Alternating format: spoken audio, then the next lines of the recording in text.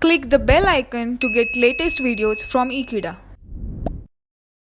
Hello students, and today we are going to study a new topic of new chapter, that is a sampling theorem.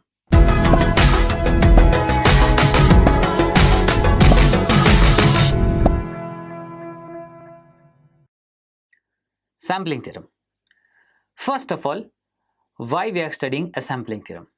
Basically, any continuous time domain signal can be transformed or transferred into discrete domain just if we multiplied it by a continuous train of discrete sequence or the direct delta sequence.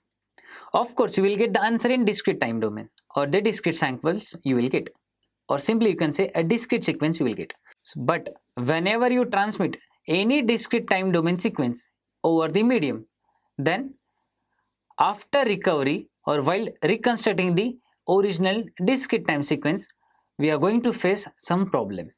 What are the problems we are going to face? We'll study later. But first of all, we'll study a definition of sampling theorem. Sampling theorem.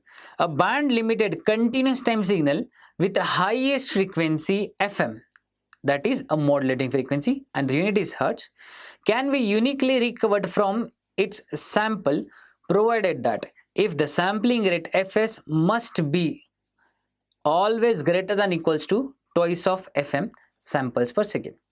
Which means, as I said, we are going to convert a continuous time signal into discrete domain and then we are going to transfer or transmit it on medium. While regenerating, you will get the answer or you will get the received signal which is in a discrete domain, but we have to convert the discrete sequence into original continuous time signal. But while reconverting, you are going to face some problem, and it is totally just because of sampling frequency.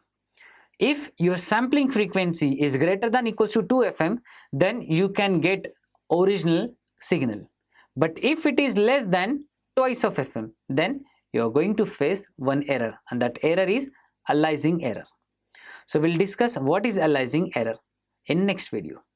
So thank you for watching this video. Stay tuned to Ekeeda and subscribe to Ekeeda for further more videos. Thank you so much.